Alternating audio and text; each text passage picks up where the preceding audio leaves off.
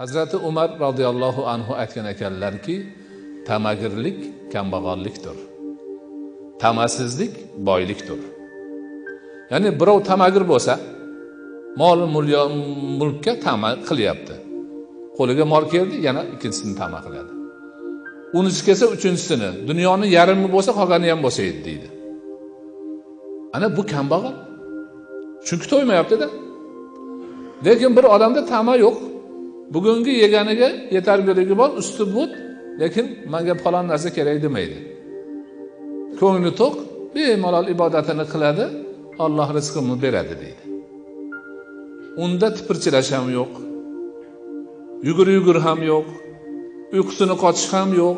Hech qanaqa tamagirni boshiga tushadigan kulfatlardan birortasi haligi odamda yo'q. Chunki u tamagir emas, shuning uchun boy. Ulamolarimiz aytadiki, boylik molni ko'pligida emas, nazarni to'qligida.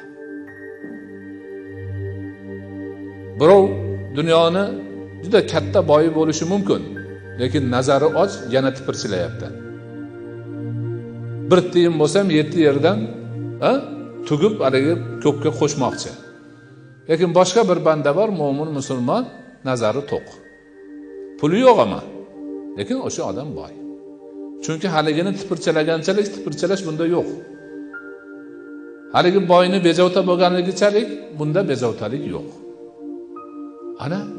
Mana shu holatlarni biz yaxshi o'ylashib bilishimiz kerak ekan. Yana ulug'larimizdan aytgan ekanlarki, birlari 3 narsa bor. Kimda shu 3 narsa mujassam bo'lsa, u aqli raso odam bo'ladi. Birinchisi o'zini tanish, ikkinchisi tamagirlikdan xalos bo'lish, uchinchisi tilini tiyish.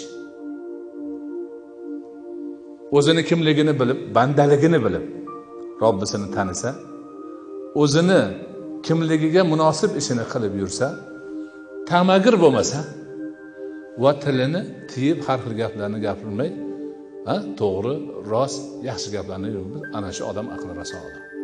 Dunyoda ana shu odam baxtli odam hisoblanadi.